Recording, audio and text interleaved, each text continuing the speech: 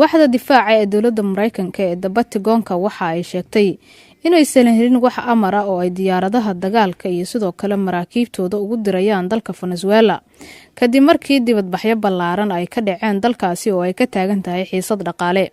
madaxweynaha Mareykanka Trump ayaa waxa uu taageero aqoonsi ah u muujiyay madaxweynaha iskii isku magacaabay ee dalka Venezuela Juan Guaidó kaasi oo sheegay inuu yahay madaxweynaha ku-meel gaarka ah ee dalka Venezuela.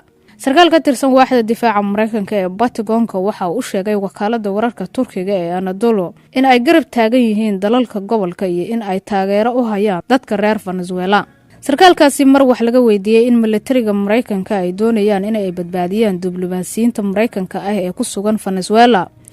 waxa uu sheegay in militariga Mareykanka ah ee koonfurta Southcom ay mas'uul ka yihiin howlgallada ammaanka bartamaha iyo koonfurta Mareykanka ayna diyaar u yihiin xaaladahaasi oo kale.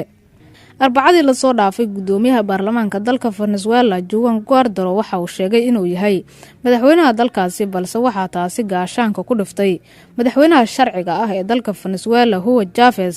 madaxweynaha dalka Mareykanka Trump ayaa waxa uu taageero u muujiyay madaxweynaha iscaleema saaray ee dalka Venezuela waxaana la aaminsan yahay in Mareykanka uu gadaal ka riixayo qorshaha uu isku caleema saaray gudoomiyihii baarlamaanka Venezuela Juan Guaidó. xaaladda dalka Venezuela ayaa aad u kacsan iyadoo dowladda wadanka Ruushkana ay ka digtay faragelin ay reer galbeedka ku sameeyaan xaaladda siyaasadda dalka Venezuela.